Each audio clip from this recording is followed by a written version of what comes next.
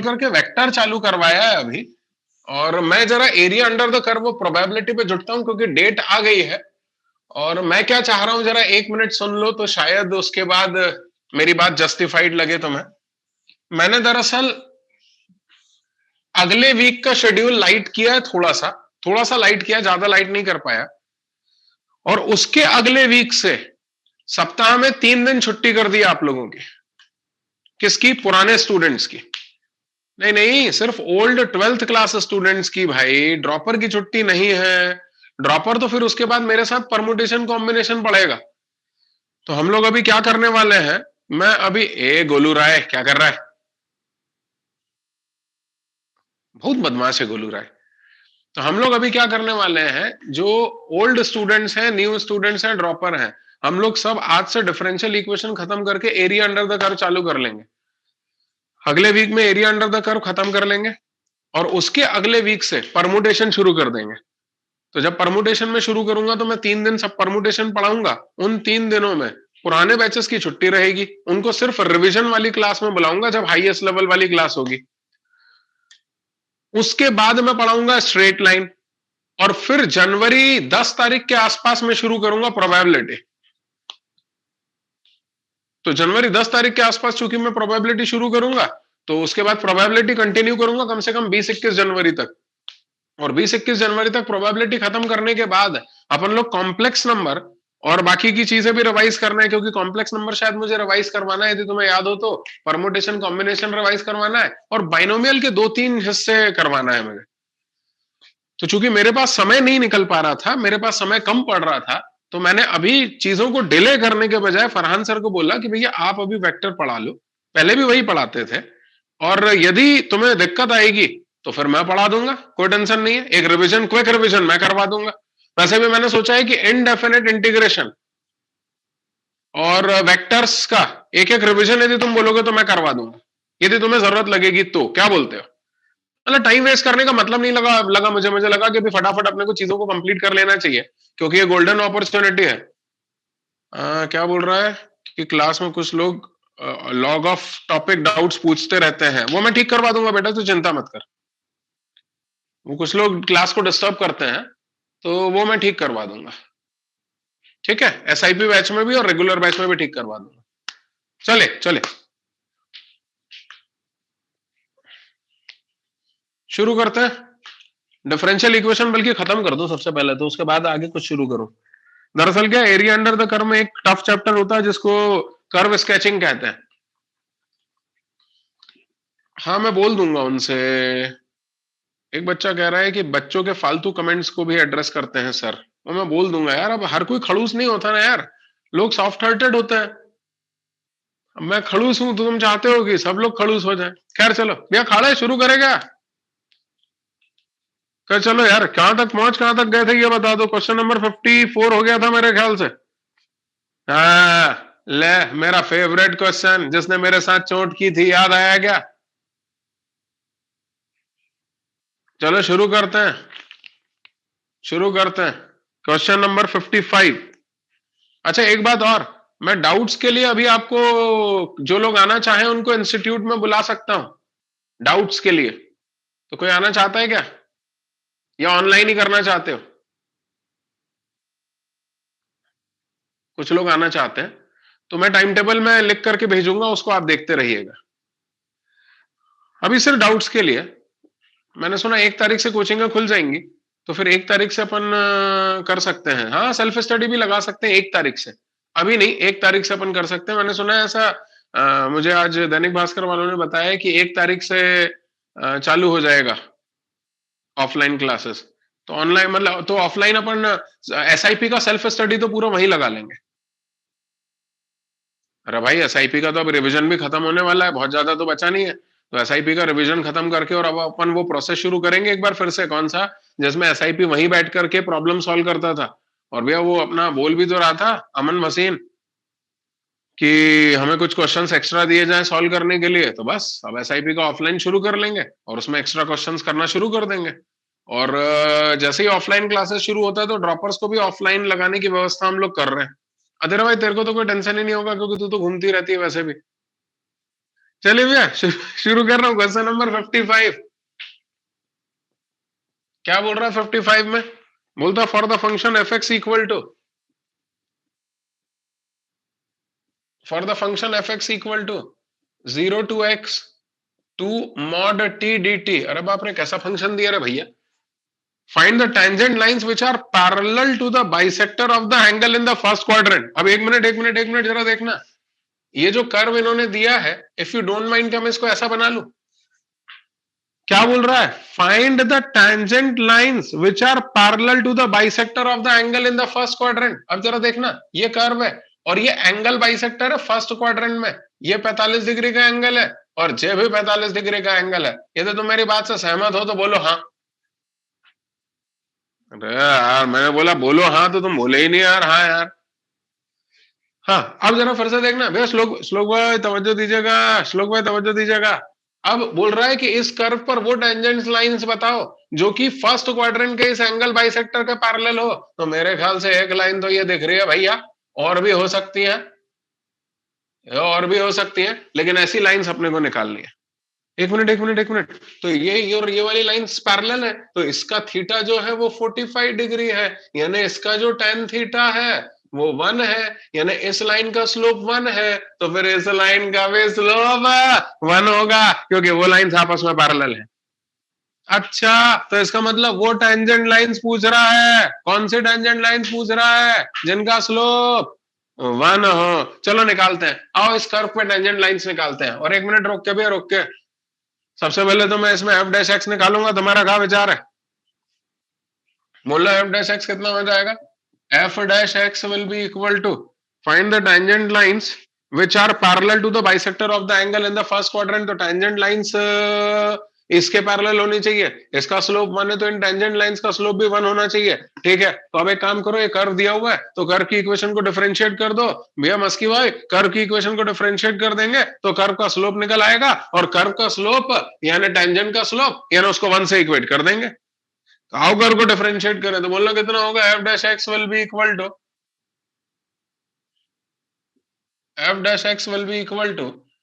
To mod x into 1 minus 2 mod 0 into 0। यानी बोलना कितना होगा? F dash x will be equal to 2 mod x। ये आ गया। क्या आ गया? F dash x 2 mod x आ गया। और एक मिनट, एफ डैश एक्स यानी क्या? dy by d x. किसका? कर्व का। और कर्व का dy बाई डी एक्स यानी कर्व पर खींचे गए टेंजेंट का dy बाई डी एक्स। और अरे मैं कुछ गलत बोल गया, सॉरी, मैं गलत बोल गया। एफ डैश एक्स यानी कर्व का dy by d x, curve का dy बाई डी एक्स यानी कर्व का स्लोप, यानी कर्व पर खींचे गए टेंजेंट का स्लोप। और जिस पॉइंट की बात की जा रही है उस पॉइंट पे तो कर्व पर खींचे गए टेंजेंट का स्लोप कितना है? 1। और इसलिए एफ डैश एक्स को 1 से इक्वेट करना पड़ेगा। तो हो गया 2 mod x इक्वल टू 1, यानी mod x इक्वल टू 1/2, यानी x equal two plus minus 1/2। तो भैया सुन लो, जिस पॉइंट की ये बात कर रहा है उस पॉइंट पे x की वैल्यू एक तो 1/2 होगी और एक वैल्यू -1/2 होगी, यानी x इक्वल टू 1/2 और x इक्वल टू -1/2 पे ऐसे दो पॉइंट्स मिलेंगे जो इस कर्व पे लाई करेंगे, और उन पॉइंट्स पे कर्व पर खींचा गया जो टेंजेंट होगा वो इस लाइन के पैरेलल होगा, यानी उसका स्लोप 1 होगा। मिल गए भैया? पॉइंट मिल गया। तुम बोलोगे सर तो टेंजेंट की इक्वेशन तो निकालो। अरे भैया, टेंजेंट की इक्वेशन निकालने के लिए मुझे इस पॉइंट के वाई कोऑर्डिनेट और चाहिए, तो वाई कोऑर्डिनेट भी निकाल देता हूं। जब एक्स की वैल्यू आ गई तो वाई की वैल्यू भी आ जाएगी। Case 1 when x is equals to 1/2, तो एफ एक्स कितना हो जाएगा? बोलो।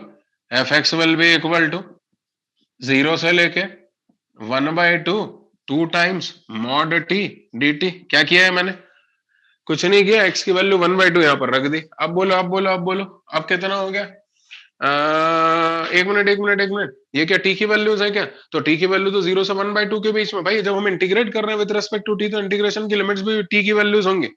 भैया मैंने कभी बताया क्या कि इंटीग्रेशन की लिमिट्स उसी की वैल्यूज होती है जिसके रेस्पेक्ट में इंटीग्रेशन हो रहा है। इंटीग्रेशन हो रहा है टी के रेस्पेक्ट में, तो ये टी की वैल्यूज है, यानी टी पॉजिटिव है, तो मॉड हटाने के लिए किसी रिश्वत की आवश्यकता नहीं है। यानी बोलो एफ एक्स कितना हो जाएगा? F x will be equal to 0 से 1/2 2t dt। बोलना कितना हो गया? ये हो गया, इंटीग्रेट कर दिया तो 2 times T square by 2, limit हो गई 0 से 1/2, 2 से 2 कैंसिल हो गया, 1/4 आ गया, यानी y की वैल्यू निकल करके आ गई, यानी पॉइंट के कोऑर्डिनेट हो गए 1/2, 1/4, तो इक्वेशन ऑफ टेंजेंट हो गई, बोलो ना क्या हो गई, y minus 1/4 equal to slope of tangent 1 है इंटू x माइनस 1/2, आला रे आला, टेंजेंट की इक्वेशन आली, आंसर आला ना। ना अभी फाइनल आंसर नहीं है, अभी तो सिर्फ एक ही आंसर है, अभी दूसरा आंसर और निकालना बाकी है। केस 2 भैया, श्लोक भाई जरा देखना। अच्छा श्लोक भाई सोच रहे होंगे श्लोक नाम मेरा है और पढ़ना ये लगता है, अच्छा ठीक है, धीमे धीमे बोलता हूँ। केस 1 में x की वैल्यू 1/2 ली थी, अब अगली बार x की वैल्यू -1/2 लेंगे, तो x की वैल्यू -1/2। तो ये जो दूसरा पॉइंट है वहां पर x की वैल्यू -1 कट रहा है क्या? हाँ मुझे मालूम था, I was aware of this. ऐसा कैसे हो सकता है कि मेरी क्लास में विघ्न ना आए? विघ्न तो हो गई ना, क्या बोलता है लोधी? जब से लोधी को मैंने एडमिशन दिया है ना, तब से विघ्न ही विघ्न आ रहा है। अभी ठीक है भैया? नीचे का हिस्सा पूरा दिख रहा है, कट रहा है? फुल दिख रहा है, फुल? ठीक है, अश्विनी बोल रहा फुल दिख रहा, तो दिख रहा होगा अभी। लोधी तो कुछ बोल ही नहीं रहा, बोले दिखे ना दिखे, अपने को क्या करना है, अपने को कौन लिखना है। हाँ भैया, अब x की वैल्यू -1/2, अब वो दूसरा पॉइंट जो है कीर्ति भाई, दूसरा जो पॉइंट है वो x की वैल्यू -1/2 वाला है, रखो x की वैल्यू -1/2, तो उस पॉइंट का y कोऑर्डिनेट आएगा, तो बोलो fx कितना हो जाएगा, 0 से लेके -1/2 टू मॉड t dt। अब जरा फिर से देखना भैया, इंटीग्रेशन हो रहा है विद रिस्पेक्ट टू टी, तो ये है टी की वैल्यूज आज नेगेटिव आ रही है, नेगेटिव आ रही है तो मॉड हटाने के लिए माइनस साइन की रिश्वत देंगे, तो बोल भैया कितना हो गया, माइनस ऑफ 0 से -1/2 टू टी डी टी, यानी बोलना कितना हो गया, -2 तो बाहर आ गया, टी स्क्वायर बाई 2, और लिमिट हो गई 0 से -1/2,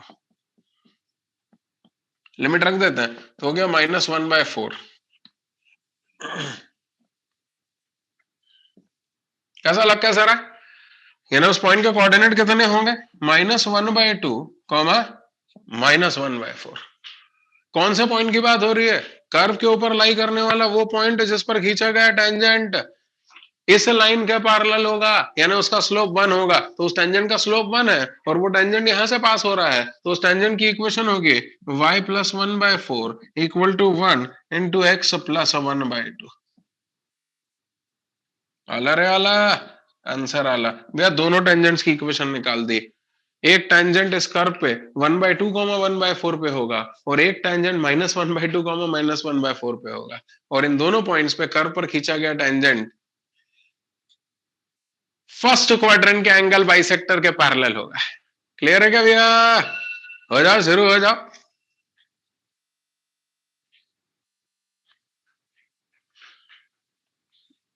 मैं अब ज्यादा नहीं करूंगा, बस एक 57 और करूंगा।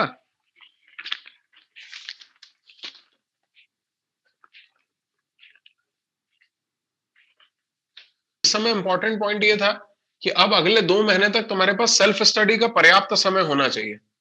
तो चूंकि अब तुम्हें सप्ताह में 2 दिन 3 दिन छुट्टी मिलने लगेगी, अगले वीक मैंने जान करके छुट्टी नहीं दी यार, थोड़ा सा 11th क्लास का सिलेबस आगे बढ़ा ले, एक बार रिवीजन ठीक से शुरू कर ले, तो उसके बाद सप्ताह में 2 से 3 दिन की छुट्टी मिलने लगेगी ओल्ड स्टूडेंट्स को, तब उनके पास पढ़ने का पर्याप्त समय होगा अगले 2 महीने तक, तो उनको टेंशन नहीं होगा।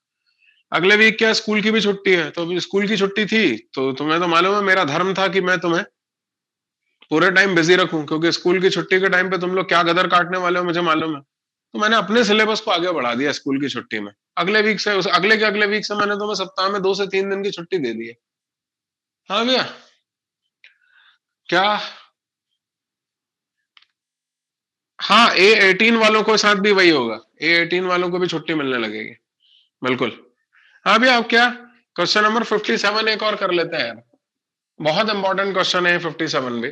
बोलता है कर्व है y is equals to ax³ plus bx² plus cx + 5, this curve touches x axis. एक मिनट भैया, this curve touches x axis, ये देखो ये कर्व आ रहा है, ओहो क्या टच कर रहा है, एट P, जहां पर कोऑर्डिनेट्स है -2, 0। ठीक है भैया, ठीक है। This curve touches x-axis at p minus 2 comma 0 and cuts a y-axis at a point q where gradient is 3. My God, ये देखना, ये देखना, ये y-axis को टच कर रहा है कौन से पॉइंट पे? यहाँ पे q पे. q के कोऑर्डिनेट क्या है? q के कोऑर्डिनेट तो नहीं मालूम है, लेकिन ये कह सकता हूं कि 0,y1 होगा. और जहां पर ग्रेडियंट 3 है, यानी इस पॉइंट पे कर्व का ग्रेडियंट 3 है, यानी इस पॉइंट पे कर्व पर खींचेगा टेंजेंट का स्लोप 3 है. तो वही लिख रहा हूं. ये देखना, यहां पर ये मैंने टेंजेंट खींच दिया और ये जो टेंजेंट है, इस टेंजेंट का स्लोप 3 निकल करके आ रहा है. तो स्लोप 3 निकल करके आ रहा है, इसका मतलब थीटा 3 है. तो टेन थीटा, थीटा 3 नहीं है, सॉरी, टेन थीटा 3 है. टेन थीटा बोले तो slope of tangent at q is equal to 3. चलो होगा, लेफ्ट में कट रहा है. मर गया यार भैया, यार हद हो गई यार. कहां लेफ्ट में? ये थीटा तो दिख रहा है ना तुम लोगों को. तो फिर यही तो देखना था, और क्या देखने लगे यार तुम लोग यार, सही में यार. लो अब पूरा दिख रहा है. हाँ? अरे यार भैया यार, तुम लोग जान करके मेरी क्लास में विघ्न डालते हो यार. अगली बार मैं गणेश जी की मूर्ति लेकर के आऊंगा और पहले गणेश जी की मूर्ति यहाँ रखूंगा, फिर पढ़ाना शुरू करूंगा यार. आज नेटवर्क बाधा उत्पन्न नहीं कर रहा तो तुम लोग दिक्कत दे रहे हो. ठीक है भैया, अब जरा देखना क्या बोल रहा है. हेडिंग डालता हूं मैं सबसे पहले तो सॉल्यूशन. ये बताओ कर्व कहां से पास हो रहा है? Curve is passing through -2,0.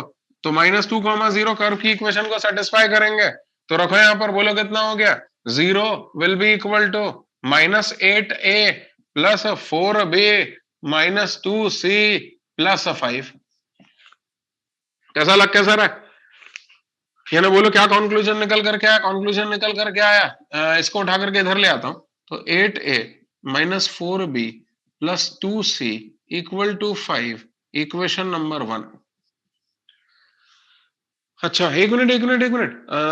Point P पर यदि कर्व को डिफरेंशिएट करें तो टेंजेंट का स्लोप आएगा और P पर खींचेगा टेंजेंट का स्लोप 0. जरा देखो, slope of tangent at P is 0. क्यों? क्योंकि P पर जो टेंजेंट है वो x एक्सिस है और x एक्सिस का x एक्सिस के साथ एंगल 0 होगा. यानी थीटा 0 हो गया तो टेन थीटा भी 0 हो गया, यानी टेंजेंट का स्लोप 0 हो गया. तो मैं एक काम करता हूं ना, dy बाय dx निकाल देता हूं. तुम्हें तो मालूम होगा कर्व पर खींचेगा टेंजेंट का स्लोप, यानी कर्व का स्लोप, यानी कर्व का dy बाय dx, यानी कर्व का f डैश x. ये सब एक ही बात होती है. अरे हाँ तो बोलो भैया. ठीक है अर्पित भाई. तो dy बाय dx कितना हो गया? 3a x square plus 2bx plus c.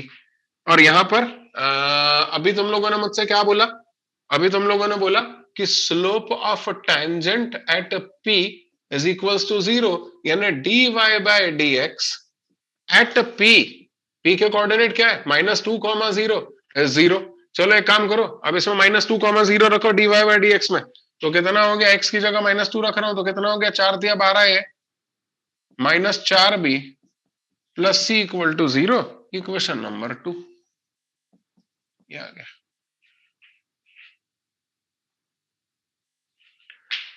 कैसा रहा? अब इक्वेशन नंबर 2 ये हो गया. अब इसकी बात कर लेता हूं. एक मिनट, रोक के क्यू पर भी तो बोलो.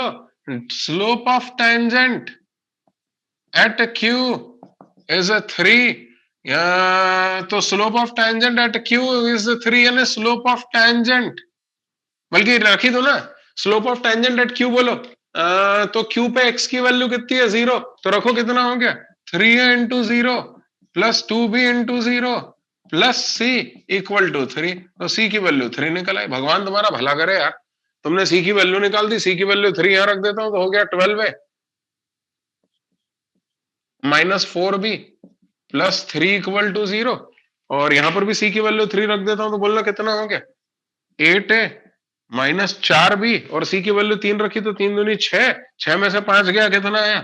1 इक्वल टू 0. आओ सब ट्रैक करें. तो माइनस प्लस माइनस, ये और ये कैंसिल हो गया 4a प्लस 2 इक्वल टू 0, यानी a इक्वल टू -1/2.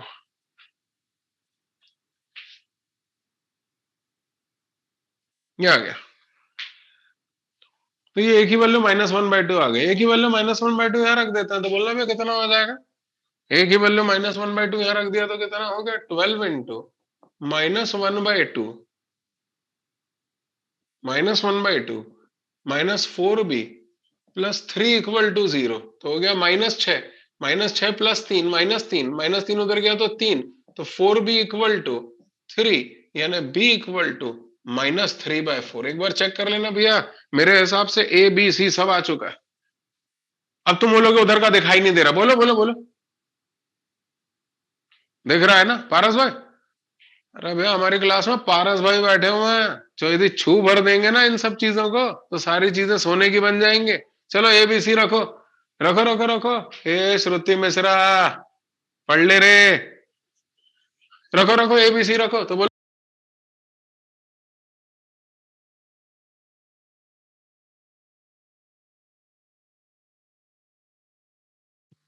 सर आवाज आ रही? कैसे हो गए भाई? अरे कौन म्यूट कर देता है यार? जोशी जी, किसने म्यूट कर दिया था ये? आपसे म्यूट हुआ होगा, है ना? तो फिर कौन है यार, ये कौन है यार? जोशी जी यार, एक गणेश जी की फोटो और लेकर के आओ यार घर के लिए यार। भैया तुम में से कोई है क्या जिसका नाम गणेश है? क्लास में कोई है गणेश जी के नाम वाला है? हाँ, प्रवर शर्मा। तो प्रवर भैया, आपके होते हुए ये अशुभ चीजें क्यों हो रही है? जरा एक आधी बार मंत्र फूक दो। हाँ, फूक दिया भैया, मंत्र फूक दिया प्रवर ने। अब देखना अब कोई गड़बड़ी नहीं होगी। तो सी की वैल्यू कितनी है? अबे कहां गया सी, कहां गया है? हाँ, ये 3 रख दो यहां पर 3, तो कितना हो गया? +3x +5। दोस्तों ये निकल आई कर्व की इक्वेशन। बेहद इंपॉर्टेंट क्वेश्चन है जेई के लिए, अच्छे से करके जाइएगा। जल्दी से इसको कॉपी करेंगे, फिर ऑर्थोगोनल ट्रेजेक्टरी बढ़ाता हूं। क्या बढ़ाता हूं? Orthogonal trajectory.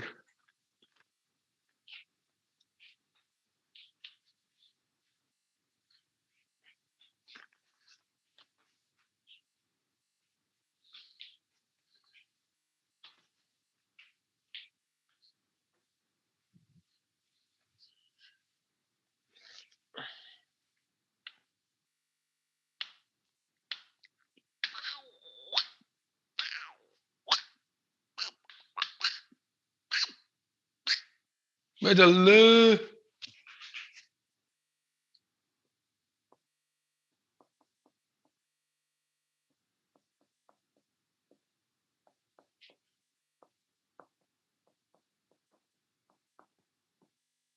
होता क्या देखिएगा, ऑर्थोगोनल ट्रेजेक्टरी क्या होता है? सपोज ये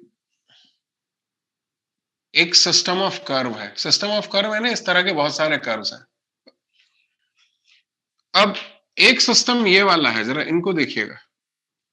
अब इनकी खासियत देखिएगा, पॉइंट ऑफ इंटरसेक्शन पे इस कर्व पे टेंजेंट, इस कर्व पे टेंजेंट खींचो, एंगल 90 डिग्री आ रहा है। फिर इस कर्व और इस कर्व के बीच में देखो, पॉइंट ऑफ इंटरसेक्शन पे इस कर्व पे टेंजेंट खींचो, इस कर्व पे टेंजेंट खींचो, एंगल ऑफ इंटरसेक्शन फिर से 90 डिग्री आ रहा है। फिर से देखना, ये वाला कर्व ले लो, इस कर्व का इस कर्व के साथ जो पॉइंट ऑफ इंटरसेक्शन, उस पॉइंट ऑफ इंटरसेक्शन पे दोनों कर्व्स पे टेंजेंट खींचो, excuse me, angle of intersection फिर से 90 डिग्री आ रहा है। तो दो सिस्टम जो कि कुछ इस तरह से हो कि एक सिस्टम का हर कर्व दूसरे सिस्टम के हर दो सिस्टम्स को एक दूसरे की ऑर्थोगोनल ट्रेजेक्टरी कहा जाता है। क्लियर है? तुम्हें याद हो तो अपन लोगों ने जब ग्राफिकल ट्रांसफॉर्मेशन पढ़ा था तो sine y equal to sine x वाला ग्राफ पढ़ा होगा। Sine y equal to sine x को कुछ लोगों ने, मूर्ख लोगों ने y इक्वल टू x लिख दिया था, जबकि सच बात यह था कि ये y equal to n pi ±1 की पावर n इंटू x था। n की वैल्यू 0 रखोगे तो y इक्वल टू x आएगा, n की वैल्यू 2 रखोगे तो y equal to 2 pi plus x आएगा, n की वैल्यू 4 रखोगे तो 4 पाई प्लस x आएगा, n की वैल्यू -1 रखोगे तो माइनस पाई माइनस x आएगा, n की वैल्यू 1 रखोगे तो पाई माइनस x आएगा, 3 रखोगे तो 3 पाई माइनस x आएगा। ये देखो, इस सिस्टम का हर कर्व इस सिस्टम के हर कर्व के परपेंडिकुलर है, और इस सिस्टम का हर कर्व इस सिस्टम के हर कर्व के परपेंडिकुलर है। ये एक दूसरे की ऑर्थोगोनल ट्रेजेक्टरी है। कौर वाइज, गौर नहीं, कौर कौरवाई सोच रहे होंगे, देख के बता देते हैं, तो सॉलिड रट्टा करके पढ़ाते हैं इनको, तो फिर सिर्फ रट्टाफिकेशन आता है। अरे कौरवाई, ये सारी लाइंस का स्लोप 1 है, ये सारी लाइंस का स्लोप -1 है, यानी इन सारी लाइंस के जो स्लोप्स का प्रोडक्ट है वो -1 आ रहा है, यानी ये सारी लाइंस एक दूसरे के परपेंडिकुलर है। इस सिस्टम की हर लाइन इस सिस्टम की हर लाइन के परपेंडिकुलर है, और इस सिस्टम की हर लाइन इस सिस्टम की हर लाइन के परपेंडिकुलर है। ये ऑर्थोगोनल ट्रेजेक्टरी कहलाते हैं। क्लियर है क्या भैया? जाने भाई सागर में नहीं बताते होंगे ऑर्थोगोनल ट्रेजेक्टरी। ऑर्थोगोनल ट्रेजेक्टरी की डेफिनेशन क्या हुई? when two systems are such that when two system of curves are such that every curve of one system is perpendicular to each curve of the other system, then the curves are said to be then both the systems are said to be orthogonal trajectory of each other. कई लोग बोलेंगे sir ये system system क्या होता है? अरे जब एक जैसे कई सारे कर्व होते हैं तो उनको उन कर्व्स का सिस्टम कहा जाता है। तो ये देखो, ये सारे के सारे जो कर्व्स हैं ये एक दूसरे के पैरेलल है, तो ये एक सिस्टम हो गया। ये सारे के सारे जो कर्व्स हैं ये एक दूसरे के पैरेलल है, तो ये दूसरा सिस्टम हो गया। ये सिस्टम का मतलब होता है। अरे क्लियर है क्या भैया दुबे? हाँ, ठीक है ठीक है ठीक है ठीक है। तो भैया अब तुम बोलोगे सर इसको निकालना कैसे ऑर्थोगोनल ट्रेजेक्टरी को? बहुत आसान है, बस पेन पेंसिल डाउन रखना, नजर मेरे ऊपर टिकाना। हालांकि एक मिनट यहां पर अपन 4 लाइनें तो छोड़ ही देंगे, काहे के लिए बताओ? है सर की बकवास के लिए तो 4 लाइनें तो अपन छोड़ ही देंगे। हाँ ठीक है। अब इसको ऑर्थोगोनल ट्रेजेक्टरी निकालना कैसे है? तो सबसे पहले तो आपको कर्व दिया होगा f of x, y, c equal to 0 का, जहां पर c is an arbitrary constant.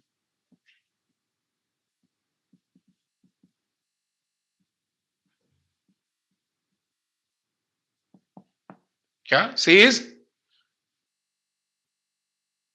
Arbitrary constant. तो ये हमें f of x, y, c equal to 0 curve दिया हुआ है जहां पर c इज आर्बिट्ररी कांस्टेंट। अब हम क्या करेंगे भाई? हम इसका डिफरेंशियल इक्वेशन बनाएंगे। डिफरेंशियल इक्वेशन में क्या होगा? c हटेगा, c की जगह कौन आएगा? उसका डिफरेंशियल कोएफिशिएंट है ना dy बाय dx, और चूंकि एक ही आर्बिट्ररी कांस्टेंट है इसलिए डेफिनेटली dy बाय dx से बड़ा कोई डिफरेंशियल कोएफिशिएंट नहीं होगा। तो हम इसका डिफरेंशियल कोएफिशिएंट फॉर्म करेंगे। क्या बोल गया? इसका डिफरेंशियल इक्वेशन फॉर्म करेंगे। वो डिफरेंशियल इक्वेशन होगा f of x, y, dy bye dx equal to 0। कोई दिक्कत? अच्छा मुझे एक बात बताओ, थोड़ा दिमाग लगाना। यदि कोई कर्व इस कर्व के ऑर्थोगोनल है, तो यदि इस कर्व का स्लोप dy बाय dx है तो उस कर्व का स्लोप क्या होगा? Minus of dx upon dy। अरे वाह नमन भाई छा गए। तो अब इस इक्वेशन में replace dy bye dx by minus of dx upon dy। तो बताओ वो जो ऑर्थोगोनल ट्रेजेक्टरी होगी उसका डिफरेंशियल इक्वेशन क्या बनेगा? उस ऑर्थोगोनल ट्रेजेक्टरी का डिफरेंशियल इक्वेशन बनेगा f of x, y, minus of dx upon dy equal to 0। कह दिया हमने कि भैया इस कर्व में और इसके ऑर्थोगोनल ट्रेजेक्टरी में सिर्फ एक ही तो अंतर है, क्या? कि इसका स्लोप dy बाय dx है तो उसका slope minus dx upon dy। तो इसमें dy बाय dx की जगह माइनस dx बाय dy रख दिया, तो ऑर्थोगोनल ट्रेजेक्टरी का डिफरेंशियल इक्वेशन निकल करके आ गया। बस अब इसको इंटीग्रेट कर देंगे। क्या लिखूंगा 5वीं स्टेप में? Integrate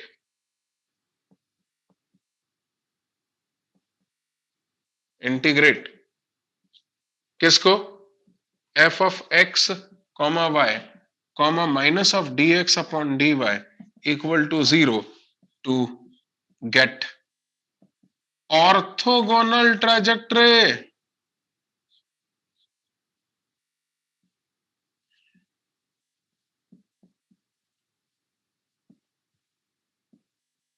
of f of x, y, c equal to 0। किस्सा खत्म हो गया। क्लियर है भाई? डिफरेंशियल इक्वेशन बन गया ऑर्थोगोनल ट्रेजेक्टरी का। ऑर्थोगोनल ट्रेजेक्टरी का जो डिफरेंशियल इक्वेशन है उसका सॉल्यूशन निकाल दिया। सॉल्व निकालने के लिए इंटीग्रेट कर दिया। सॉल्यूशन निकालने के लिए जब इंटीग्रेट किया तो हमारे पास ऑर्थोगोनल ट्रेजेक्टरी का कर्व आ गया। करके बताओ एक बार, क्या बोलता है शर्मा, पंकज शर्मा? करके बताऊं? तुम ये नकल कर लो फिर करके बता दो। ये यहाँ पे 4 लाइन छोड़ देना डेफिनेशन की। नेमा यहाँ पे 4 लाइन छोड़ देना डेफिनेशन की। भैया पूरा दिखाई तो दे रहा है। कुछ लोग विघ्न जरूर करेंगे लेकिन खैर अब नहीं हो सकता क्योंकि गणेश जी का नाम हो गया अपने पास। हरमीत सिंह जी, हरमीत सिंह जी, आप वहां किसान आंदोलन में तो नहीं जा रहे हो शामिल होने? पक्का? देखना भैया, देखना यार। क्या है, जब से मैंने वो दिल्ली वाला एक वीडियो देखा है ना, कि वो एक सरदार ने पुलिस वालों को क्या दौड़ाया था, याद है याद है हरमीत? अरे भैया, तब से मैं बहुत डर गया हूं यार सरदारों से, और इसलिए मैं बहुत सम्मान दे के बात करता हूं आजकल। भैया, आपसे मैं हरमीत को हरमीत जी बोला करूंगा। खुश हो रहा है बेशरम? ऐसा नहीं कि नहीं सर, मैं तो आपका विद्यार्थी हूं। खुश हो गया, बोले हाँ जी लगाना साहब, और लगवा ले। हाँ भैया, करो जल्दी, नकल करो यार। अपन ने छोड़ी है। When two system of curves are such that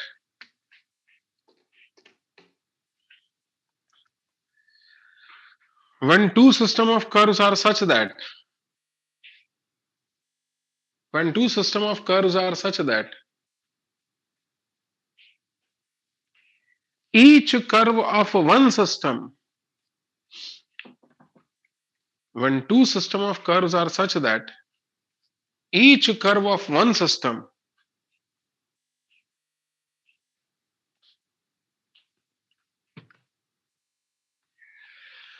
अरे लिखा क्या? When two system of curves are such that each curve of one system is perpendicular to every curve of the other system.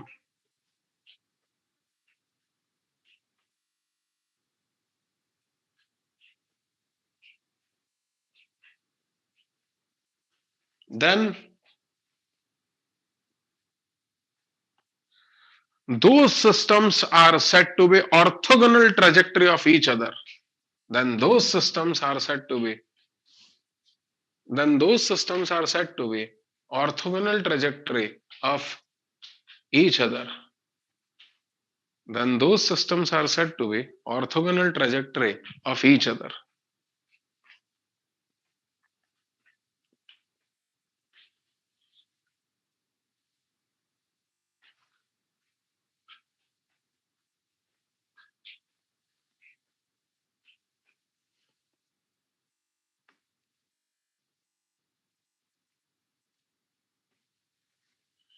Then those systems are said to be orthogonal trajectory of each other.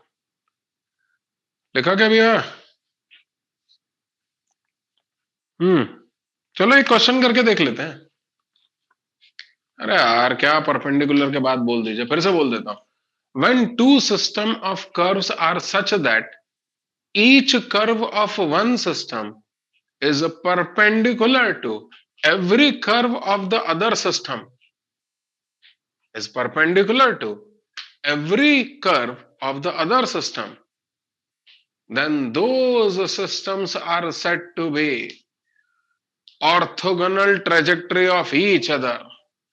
Then those systems are said to be orthogonal trajectory of each other. क्या बोलता हो खुशी भाई? ठीक है, ठीक है, ठीक है, ठीक है। चलो एक क्वेश्चन करके बताता हूं ऑर्थोगोनल ट्रेजेक्टरी पे।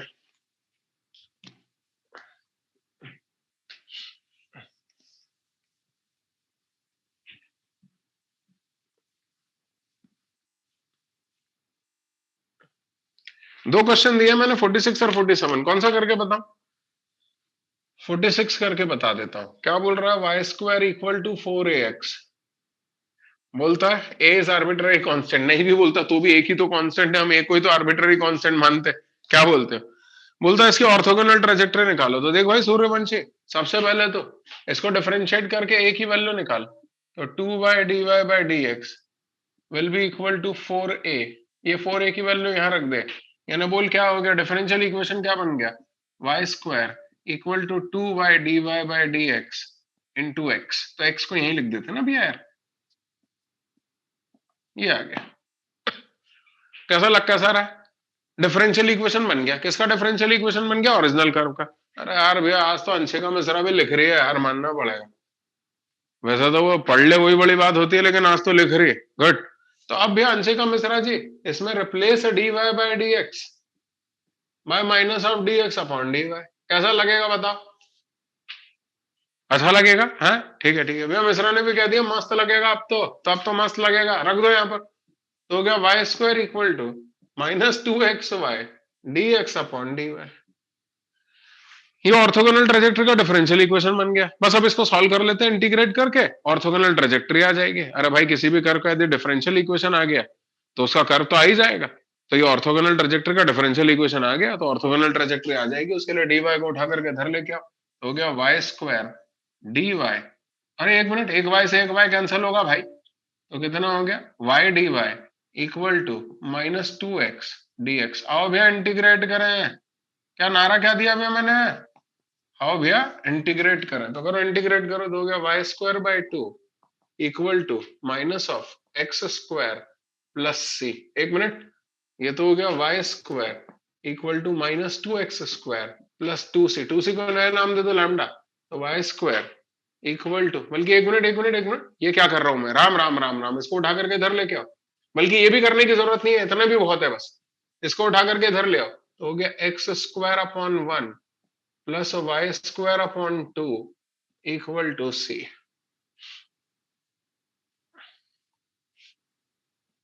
ये आ गया X square upon 1 plus Y square upon 2 equal to C. ये आ गया भैया।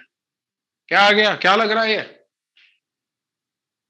अरे एलिप्स की इक्वेशन है हेगड़े, ये काय की इक्वेशन है? एलिप्स की इक्वेशन है। तो एलिप्स निकल करके आ गया, राम राम राम। इसका मतलब पैराबोला की ऑर्थोगोनल ट्रेजेक्टरी है, एलिप्स निकल करके आया। अरे कहा मैं क्लियर हूं? अरे बोल ही नहीं रहे। और आज तो पंजू भी दिख गई। पंजू भाई कहां थी तू इतने दिन से? तबीयत खराब थी क्या? बीमार थी? अरे मर गया यार। चल अब ध्यान रख भाई, करो करो करो, नकल करो फटाफट। अब एक अंतिम चीज डिफरेंशियल इक्वेशन में और बची है, वो भी बता करके और डिफरेंशियल इक्वेशन नाम के अध्याय को समाप्त करेंगे। उसको कहते हैं order, degree and linear and non linear. जल्दी करो, बता रहा हूं।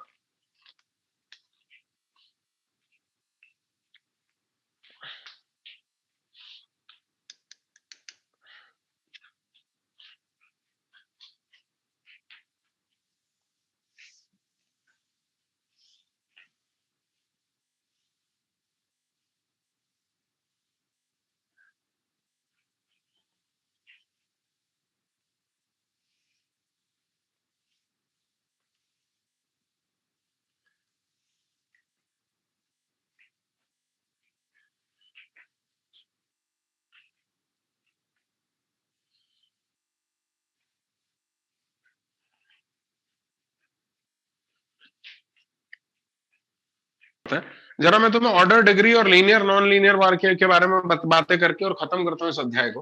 सबसे पहले ऑर्डर पढ़ाता हूं, डिफरेंशियल इक्वेशन का ऑर्डर होता क्या है।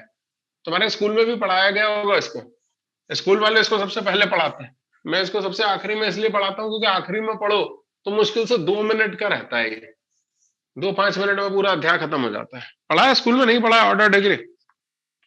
पढ़ाया ना? हाँ पढ़ाएंगे, स्कूल वाले यही तो पढ़ाएंगे, स्कूल में यही आता है। Order of a differential equation क्या होता है जरा ये देखना।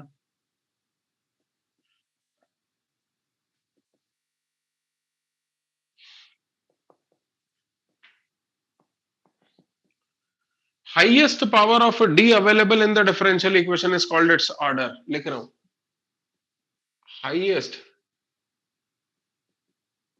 Power of D available in the differential equation is called its order. Highest power of d available in the differential equation is called its order. अरे पेन पेंसिल डाउन रखो, नजरे मेरे ऊपर टिका ले चक्रवर्ती। वो देखो सूर्यवंशी को, वो तो लिखे जा रही है आस्था सूर्यवंशी। भैया नाम खतरनाक होने में ये भी दिक्कत होती है। अब वो आस्था सूर्यवंशी का नाम खतरनाक है, सूर्यवंशी, तो उसको लग रहा सर तो अपने को डर के मारे कुछ कहेगा ही नहीं। अरे भैया तेरा नाम सूर्यवंशी तो मैं अपना नाम रख लूंगा मितेश राठी चंद्रवंशी। अब तो डर लगा? हाँ, डरा दिया मैंने नाम से। हाँ सुनना भैया, ध्यान लगा सूर्यवंशी। तो मैं ये कह रहा था कि डी की हाईएस्ट पावर जो डिफरेंशियल इक्वेशन में अवेलेबल होगी उसको ऑर्डर कहा जाएगा। कैसे, जरा इस बात को भी देखिएगा। एक डिफरेंशियल इक्वेशन एग्जांपल ही ले लेते हैं ना, D square Y upon D x square की power 5 plus D Y by D x plus 5y equal to 0। अब इसको देखो, डी की अधिकतम पावर कितनी है? जानी तू बता, अदिति जान तू बता भाई। जानी तू भोपाल आई कि नहीं वापस? नहीं आई, इसीलिए तू गांव में रह रही है ना आजकल। राम, वो मालूम है वो जानी क्या बोल रही है? बोले डी की अधिकतम पावर 10 है। अरे राम राम राम, डी की पावर 10 नहीं है लड़की, d square Y upon D x square की पावर 5 है। इसका मतलब ये थोड़ी ना है कि डी की पावर 10 है, डी की अधिकतम पावर तो 2 है। I am not talking about power of differential coefficient, what I am talking about is power of D only. क्या बोलती है Chinu?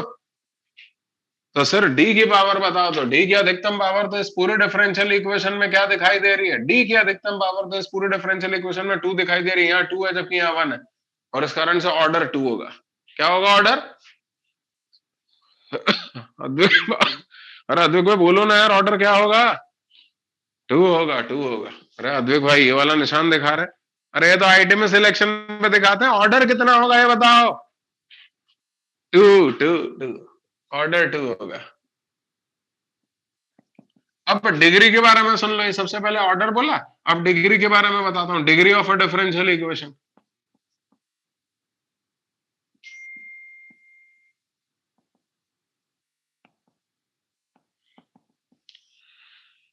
Power of highest order derivative in the differential equation. क्या बोला मैंने?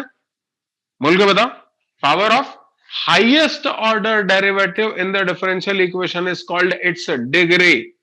While calculating degree of a differential equation, the differential equation must be free from fractional radical powers. अरे clear है? मैं लिख दूं क्या? बोर्ड पे लिख दूं एक बार? और लिख देता हूं, वरना आदित्य जैन नाराज हो जाएगी। Degree of a differential equation क्या बोला मैंने? Power of highest order derivative, highest order derivative in the differential equation is called its degree. While calculating degree,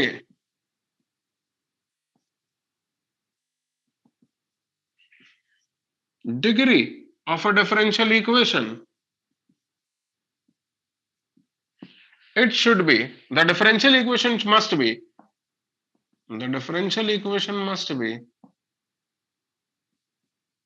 be expressible as a polynomial। तुम बोलोगे सर लिखवा ही जा रहे हो। अरे मैंने कहा अब लिखवाऊं तो पूरा ही लिखवा दो यार। Differential equation must be expressible as a polynomial of differential coefficients and all the differential coefficients must be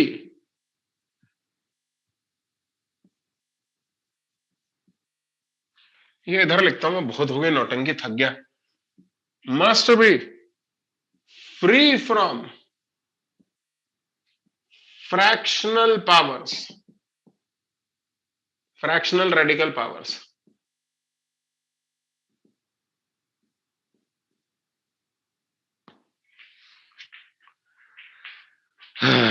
कैसा लगा भैया? अरे भैया तो डिग्री जब भी कैलकुलेट करोगे तो चेक करना कि हाईएस्ट ऑर्डर का डेरिवेटिव कौन सा है। तो हाईएस्ट ऑर्डर का डेरिवेटिव है ना वो डेरिवेटिव जहां से हमने ऑर्डर कैलकुलेट किया। तो थवानी बोल ऑर्डर कहां से कैलकुलेट किया? यहां से। तो अब इसकी जो पावर होगी वो डिग्री कहलाएगी। मगर ये ध्यान रखना, डिग्री कैलकुलेट करते समय कि differential equation must be expressible as a polynomial of differential coefficients. हाँ, तो ये पॉलिनोमियल ऑफ डिफरेंशियल कोएफिशिएंट्स है, बिल्कुल है। And all the differential coefficients must be free from fractional power. हाँ, कहीं फ्रैक्शनल पावर नहीं है, और इसलिए बस यहां से ऑर्डर कैलकुलेट किया तो इस डिफरेंशियल कोएफिशिएंट की जो पावर होगी वो डिग्री कहलाएगी। बोलो भैया डिग्री क्या निकल करके आई? Degree comes out to be 5। बस एक अंतिम बात और बता देता हूं, linear non linear differential equation बहुत आसान है। लीनियर डिफरेंशियल इक्वेशन वो होता है, अरे वाह क्या शेर हो गया, बताओ लीनियर डिफरेंशियल इक्वेशन कौन होता है? अरे लीनियर डिफरेंशियल इक्वेशन वो होता है जिसमें डिपेंडेंट वेरिएबल और उसका डिफरेंशियल कोएफिशिएंट फर्स्ट डिग्री में होता है और वो आपस में मल्टीप्लाई भी नहीं होता है। आधा से आधा। अरे वे इतना अच्छा शेर सुना है यार, तुम लोग सही में यार इस लायक ही नहीं हो यार कि मैं तुम्हें शेर सुनाऊं। लिखो इसको, उसके बाद बात करूंगा मैं तुमसे। मूर्ख।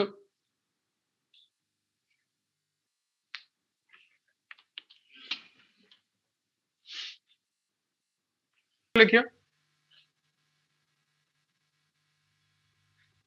a differential equation is said to be linear.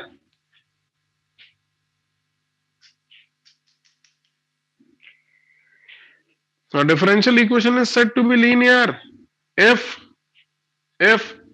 dependent variable. A differential equation is said to be linear if dependent variable and its a differential coefficient. If dependent variable है ना कौन? y। अरे x और y में dependent कौन होता है? Dependent variable y होता है गरिमा भाई। x और y में independent variable is x and dependent variable is y। अपन हमेशा बोलते हैं y इक्वल टू fx, ये ना y is dependent on x, तो डिपेंडेंट वेरिएबल है ना y, तो क्या लिखा? A differential equation is said to be linear if dependent variable and its differential coefficient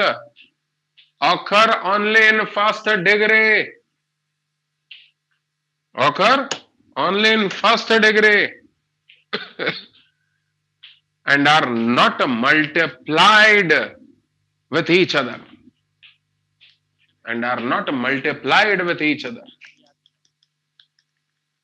Dependent variable and its differential coefficient occur only in first degree and are not multiplied with each other.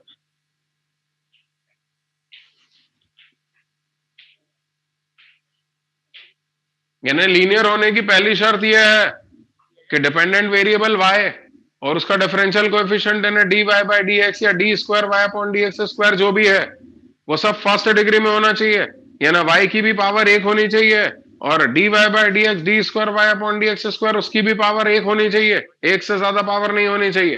Point number 1। Point number 2 क्या? Point number 2 क्या? वो दोनों आपस में multiplied नहीं होने चाहिए। कौन कौन? y और dy बाय dx आपस में मल्टीप्लाइड भी नहीं होना चाहिए, तब कहीं जाकर के लीनियर माना जाएगा। अब बताओ ये वाला डिफरेंशियल इक्वेशन लीनियर है कि नॉन लीनियर है, इसके बारे में तुम्हारा क्या विचार है? तो एक मिनट, डिग्री 1 है ही नहीं, डिग्री 1 होती तो लीनियर होता और इसलिए कहना पड़ेगा नॉन लीनियर। लोग क्या बोलते हैं इसको मालूम है? नॉन। अबे नॉन तो वो होता है जो अपन कोरोना के पहले रेस्टोरेंट में जाके खाते थे। अरे भैया ये तो नान है, नान। जल्दी करेंगे भैया, नॉन लीनियर। चलो अब क्वेश्चन हो जाए, बहुत हो गई नौटंकी।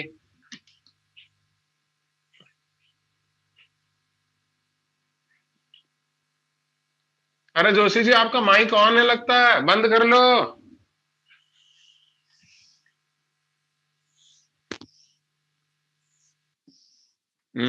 अब बंद किया।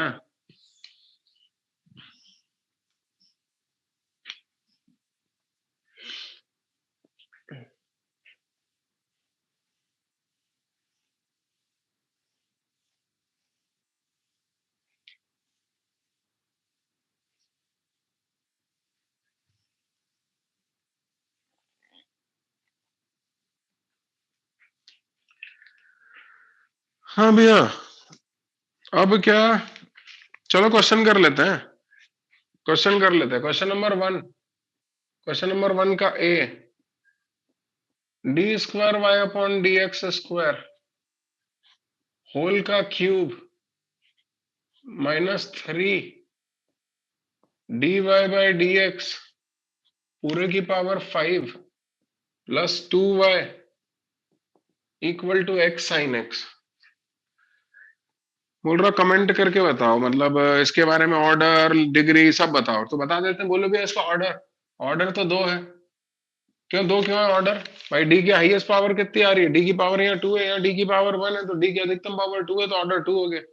अब हाईएस्ट ऑर्डर डिफरेंशियल मतलब जहां से हमने जिस डिफरेंशियल कोएफिशिएंट से ऑर्डर कैलकुलेट किया है उसकी जो पावर होगी वो डिग्री होगी, तो डिग्री 3 होगी। और नॉन लीनियर तो झक मार के हो गया। कारण भाई लीनियर होने के लिए डिग्री 1 होना जरूरी है, तो डिग्री 3 हो गई तो फिर बात ही खत्म हो गई। चलो अगला करें, अगला करें question number y is equals to log of 1 plus y dash का whole square upon 2, y dash का होल क्यूब अपॉन 2 3। अच्छा फैक्टोरियल भी है क्या? Factorial 3 dash dash dash. एक मिनट एक मिनट एक मिनट, इसको पहचानो, ये तो e की पावर y डैश की सीरीज है। याद करो e की पावर x क्या होता है? 1 plus x square upon factorial 2 plus x cube upon factorial 3 dash dash dash continue till infinity. तो ये काय की सीरीज बन गई? ये हो गया e की पावर y डैश उधर के नीचे आ गया, तो y equal to y dash log e. Log e की वैल्यू कितनी होती है? 1, यानी y equal to dy bye dx। y को उठा करके इधर ले आओ तो कितना हो गया? dy bye dx minus y equal to 0। ओहो, क्या कहोगे? ऑर्डर बोलो। अरे यार भैया बोल ही नहीं रहे यार, ऑर्डर बोलो ना। ऑर्डर कितना हो गया? 2। डिग्री बोलो। ऑर्डर तुमने यहां से कैलकुलेट किया, इस पूरे डिफरेंशियल कोएफिशिएंट की पावर 1 है, तो डिग्री 1। और लीनियर है कि नॉन लीनियर है? तो डिपेंडेंट वेरिएबल y और उसका डिफरेंशियल कोएफिशिएंट फर्स्ट डिग्री का है और मल्टीप्लाइड भी नहीं है, तो इसको तो लीनियर कहना पड़ेगा। तो ये लीनियर डिफरेंशियल इक्वेशन है। तुम याद करो लीनियर डिफरेंशियल इक्वेशन को अपन ने सॉल्व भी किया है, याद आया क्या? अरे ऑर्डर 2 कहां से लिख दिया भाई? ऑर्डर 1 है, बिल्कुल सही। अरे ऑर्डर 1 हुआ ना यार, डी की हाईएस्ट पावर 1 है तो ऑर्डर 1 हुआ ना। कहां 2 कहां से हो गया? मैंने 1 ही बोला था यार, लिख 2 दिया था शायद गलती से ना। होता है बड़े बड़े शहरों में ऐसी छोटी छोटी बातें होती रहती। अरे वाह, आज तो यश भाई भी दिख गए। यश भाई अच्छा समोसा मांगा यार आपने, पूरे साल भर ना समोसा मिला ना कुछ और मिला यार। हाँ भैया, क्वेश्चन नंबर 1 का सी क्या बोल रहा है? e की power y triple dash minus x y double dash plus y equal to 0। तो इसको क्या लिखेंगे? e की power d cube y upon D x cube, ओहो, minus x into d square y upon D x square plus y equal to 0। ये आ रहा है भैया। तो इसमें ऑर्डर तो 2 कहूंगा। सॉरी, मैं क्या हो क्या गया? मैं कुछ का कुछ बोल रहा हूँ यार। राम राम राम राम, मैं तुमने कुछ सुना तो नहीं था? मैंने ऑर्डर गलती से 2 कह दिया था। अरे ऑर्डर क्या होगा? 3, क्योंकि डी की हाईएस्ट पावर कितने? 3, और इसलिए ऑर्डर कितने? 3। अरे बोल ही नहीं रहे, ऑर्डर कितना? 3। अब बोलो लीनियर की, सॉरी डिग्री क्या होगी? डिग्री बोल ही नहीं रहे। वो देखो कौरव को देखो, चुपचाप बैठी हुई है। अरे डिग्री बोलो ना। ये देखो सारे के सारे एम्पायर मुझे आउट कर रहे हैं ऐसा इशारा करके। Degree does not exist. क्या बोलेंगे? Degree does not exist, degree undefined कहेंगे। ये ध्यान रखना क्यों मैं बता रहा हूं। तो डिग्री क्या हो गई? अनडिफाइंड। मैं इसके 2 एग्जांपल दे रहा हूं, मतलब 2 एक्सप्लेनेशन दे रहा हूं। आई एम सॉरी, मैं एग्जांपल बोल गया, एक्सप्लेनेशन बोल रहा हूं। चलो, e की power d cube y upon D x cube, यानी e की पावर x की सीरीज ओपन करो, तो 1 plus d cube y upon D x cube plus d cube y upon D x cube का whole square upon factorial 2 plus d cube y upon D x cube की whole power 3 upon factorial 3 and so on continue till infinity minus x into d square y upon dx square plus y equal to 0। अब जरा check करो एक चीज, d की अधिकतम power कहाँ है? यहाँ भी 3 है, यहाँ भी 3 है, यहाँ भी 3 है, और यहाँ जो इन्फिनिटी पे d cube y upon D x cube लिखा होगा उसमें भी 3 ही होगी। तो ऑर्डर तो 3 हो गया। अब जहां से तुमने ऑर्डर कैलकुलेट किया उसकी पावर डिग्री कहलाती है, तो इसको देखोगे तो इसकी पावर 1 है और इसको देखोगे तो इसकी पावर 2 है। तो यहां से और यहां से दोनों से ऑर्डर तो सेम निकल रहा है, तो फिर हम डिग्री इसको कहेंगे। क्यों? क्योंकि डिग्री बड़े वाले को कहा जाता है। भाई d cube y upon D x cube यहां भी है, यहां भी है, तो तुम ऑर्डर यहां से भी कैलकुलेट कर सकते हो, यहां से भी कैलकुलेट कर सकते हो। तो कहां से कैलकुलेट करोगे? यहां से करेंगे। क्यों? क्योंकि इसकी पावर ज्यादा है। तो ऑर्डर तो 3 हो गया, डिग्री 2 हो गई। अब इन दोनों में देखो तो ऑर्डर तो 3 है लेकिन डिग्री 3 हो गई।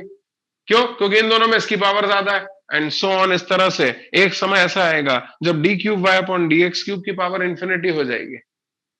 तो अब मैं वहां से ऑर्डर कैलकुलेट करूंगा और उस डिफरेंशियल कोएफिशिएंट की जो पावर है वो डिग्री कहलाएगी। तो ऑर्डर तो तब भी 3 रहा लेकिन उस डिफरेंशियल कोएफिशिएंट की पावर इंफिनिटी हो गई तो डिग्री अनडिफाइंड हो गई, इसलिए मैंने लिखा डिग्री अनडिफाइंड।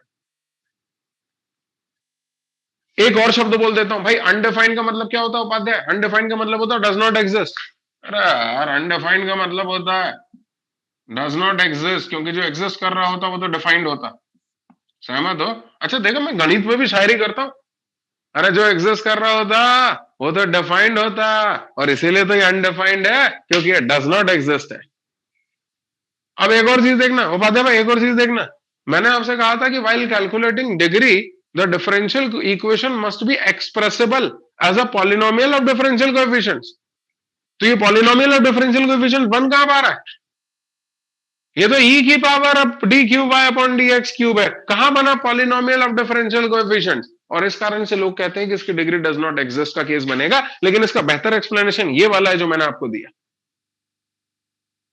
क्या मैं क्लियर हूं? एक बात और याद रखना, यदि यहां से और यहां से दोनों से ऑर्डर सेम निकल करके आ रहा है तो कौन से डिफरेंशियल कोएफिशिएंट से ऑर्डर कैलकुलेट करोगे? जिसकी पावर ज्यादा है। तो इस डिफरेंशियल कोएफिशिएंट की पावर ज्यादा है, इसलिए ऑर्डर यहां से कैलकुलेट किया जाएगा ताकि डिग्री ज्यादा निकल के आए, ताकि डिग्री 2 निकल के आए।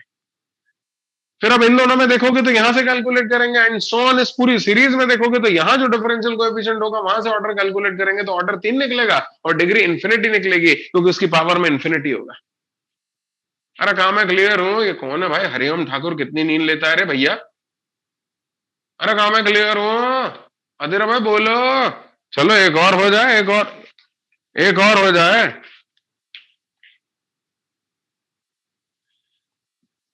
Question number 2, 1 plus D y by d x का whole square whole raise to the power 3/2 equal to d square Y upon D x square.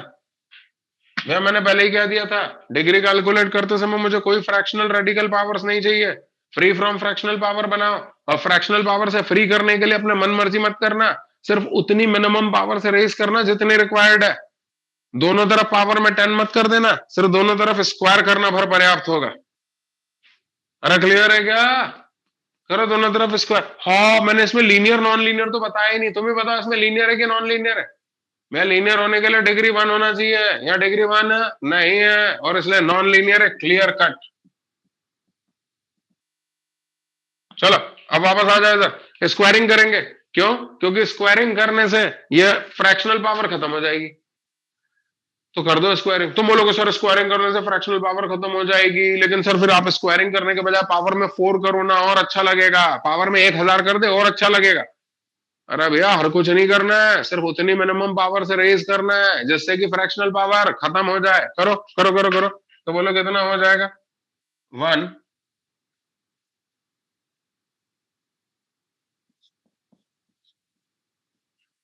Plus D y by d x का whole square का whole cube equal to d square Y upon D x square का whole square. ये कैसा लग रहा है?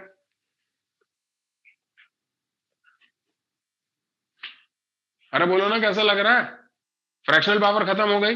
अब D की अधिकतम पावर बताओ, यहां से निकालोगे, यहां से निकालना पड़ेगा। क्यों? क्योंकि यहाँ पे डी की पावर वाकई में ज्यादा है।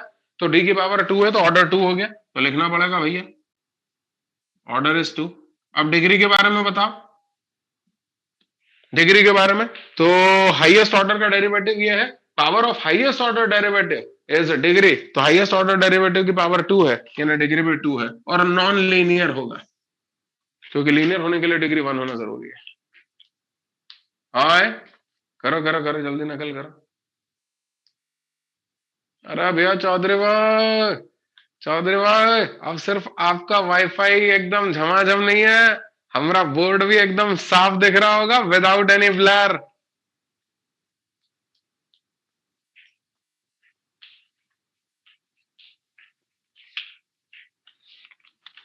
थोड़ा जल्दी लिखियो भैया। दो क्वेश्चन और कर लेते हैं और खत्म करें यार, अध्याय को खत्म करें, बहुत लंबा खिंच गया है।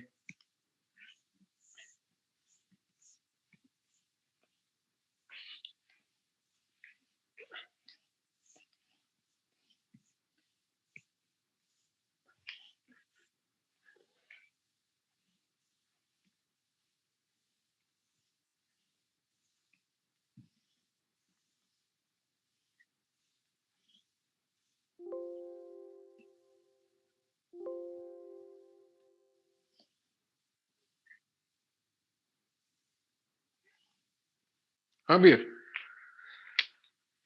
क्या है क्वेश्चन नंबर ई देखना, क्या बोल रहा है क्वेश्चन नंबर ई में, y is equals to x dy by D x plus a under root of 1 plus dy by D x का होल स्क्वायर। ठीक है, इसके बारे में भी बता देते हैं, लेकिन हम कुछ भी बोले उससे पहले दोनों तरफ स्क्वायरिंग करके अंडर रूट को हटाना पड़ेगा। क्या बोलता है लोहानी भाई, करें क्या? यार लोहानी भाई आप इजाजत दो तो करें। नहीं, फॉर्मूला बनाने की कोशिश मत करा करो रे। चलो इसको उठा करके इधर लाओ और होल स्क्वायर करो, तो y minus x d Y by D x का whole square will be equal to a square into 1 plus D Y by D x का होल स्क्वायर। अब तो कोई दिक्कत नहीं है, तो d की अधिकतम पावर चाहे यहां से निकालो चाहे यहां से निकालो, 1 आएगी, तो ऑर्डर तो 1 होगी। अब सवाल ये पैदा होता है यहां से निकालें कि यहां से निकालें, तो कहां से ऑर्डर निकालें? तो ऑर्डर वहां से निकालेंगे जहां वाकई में डिग्री ज्यादा है। तो यदि मैं यहां से ऑर्डर कैलकुलेट करता हूं तो इसकी पावर तो 1 आ रहा है, लेकिन यदि मैं यहां से ऑर्डर कैलकुलेट करता हूं तो इसकी पावर 2 आ रहा है, डिग्री 2 हो जाएगी। तो हमेशा डिग्री ज्यादा वाली ली जाती है यदि सेम ऑर्डर के डिफरेंशियल कोएफिशिएंट्स पूरे क्वेश्चन में मौजूद है। तो चूंकि इस पूरे क्वेश्चन में सेम ऑर्डर के डिफरेंशियल कोएफिशिएंट मौजूद है, तो जिस डिफरेंशियल कोएफिशिएंट की पावर ज्यादा होगी वो डिग्री होगी, यानी degree comes out to be 2। Non linear, definitely non linear. चलो अगला, बस एक क्वेश्चन और करूंगा, खत्म करूंगा भैया। कौन सा कर दूं? 1 मिनट यार, अब क्या है ये, जी और कर देता हूं। जी क्या बोल रहा है, d square Y upon D x square. बल्कि एक काम करो ना, जी भी क्यों, एफ करते हैं ना। क्वेश्चन नंबर एफ क्या बोल रहा है, डी की power 4y upon D x की power 4 is equals to c plus dy by D x का whole square whole raise to the power 3/2। Oh my god, oh my god, जरा ध्यान से देखना, ऑर्डर तो दिखाई दे रहा है डी की अधिकतम पावर, और डी की अधिकतम पावर तो यहाँ है, तो ऑर्डर तो 4 हो गया। लेकिन 1 मिनट, मुझे डिग्री कैलकुलेट करने में दिक्कत आएगी।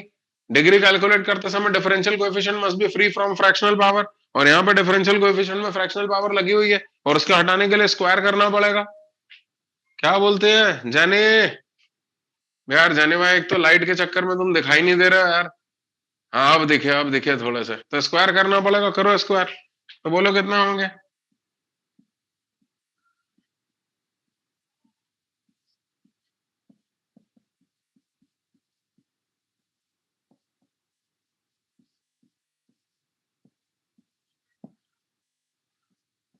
ये हो गया।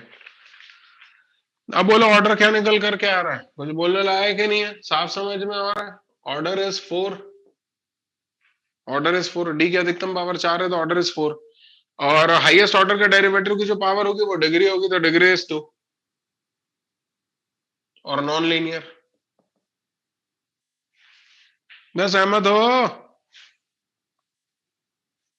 अरे बोलते नहीं है यार। एक अंतिम क्वेश्चन और करता हूँ सोने में, एक अंतिम क्वेश्चन और। डी स्क्वायर वाई, सोनी भाई की इतनी ठंड लग रही है आपको कि हैंड ग्लव्स भी पहन लिया आपने, है? हाँ देखना भैया, अरे अभी मैंने क्या हुआ, सब लोगों से हाथ ऊपर करवाए ना, तो कईयों के हाथ मुझे ऐसे काले काले दिखाई दिए, मैं घबरा गया, हे भगवान किसकी क्लास चल रही है ये। तो फिर पता चला कि हैंड ग्लव्स पहने होंगे। बहुत घबराहट हो गई थी हमको। हाँ, एक बच्चा क्या बोल रहा है, क्यूब एक्सपेंड करेंगे तो ऑर्डर बढ़ जाएगा। कहां का क्यूब एक्सपेंड करेगा बेटा? हीरो होल क्यूब को एक्सपेंड कर देगा तो ये d y by d x के होल स्क्वायर की पावर में 3 आएगा। तो मूर्ख, डी की पावर में तो फिर भी 1 रहेगा, यहाँ डी की पावर में 4 है। डी की अधिकतम पावर ऑर्डर कहलाती है। तो तू होल क्यूब को ओपन भी कर लेगा तो भी डी की अधिकतम पावर तो 4 ही आएगी। और चूंकि अधिकतम पावर यहां से कैलकुलेट कर रहा है, तो हाईएस्ट ऑर्डर का जो डेरिवेटिव होता है उसकी पावर डिग्री कहलाती है। मैंने डिग्री की लैंग्वेज क्या लिखवाई है, ये लिखवाया क्या, power of highest order derivative is called degree. लिखवाया क्या? देखो जरा, डिग्री की डेफिनेशन में यही लिखा है या कुछ और लिखा है? यही लिखा है ना, ठीक ठीक ठीक ठीक। हाँ, अब इसको देखो भैया, अरे यार इसके बारे में तो क्या बोले भैया यार, मेरे जैसा सीधा साधा व्यक्ति है, ऑर्डर 2 हो गया, और हाईएस्ट ऑर्डर का जो डेरिवेटिव है उसकी पावर कुछ नहीं है ना, 1 है, तो डिग्री 1 हो गई। और पक्के में लीनियर है। क्यों लीनियर है? क्योंकि डिफरेंशियल कोएफिशिएंट और इंडिपेंडेंट वेरिएबल फर्स्ट डिग्री का है, और आपस में मल्टीप्लाइड भी नहीं है, और इसलिए लीनियर है। क्लियर है क्या भैया? करो करो करो। और इस तरह से यह अध्याय समाप्त होता है दोस्तों, जिसका नाम है अवकलन समीकरण, सॉरी डिफरेंशियल इक्वेशन। अरे भैया हिंदी में डिफरेंशियल इक्वेशन कहते हैं, अंग्रेजी में इसको अवकलन समीकरण कहते हैं।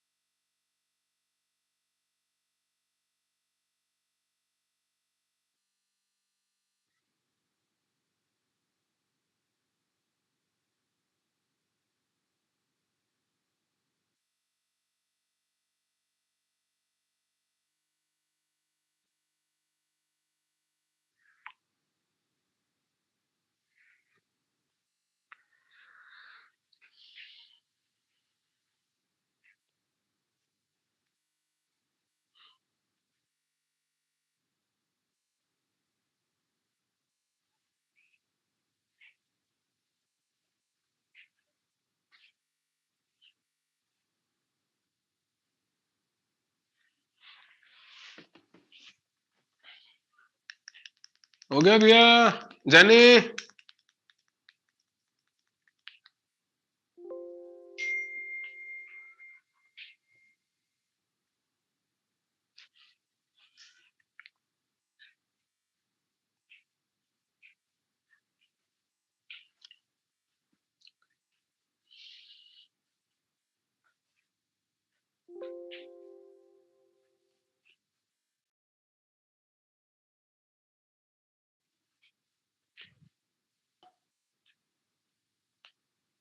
Differential equation. अब क्या अध्याय शुरू करेंगे? Area under the curve, heading डालो, एरिया अंडर द कर्व।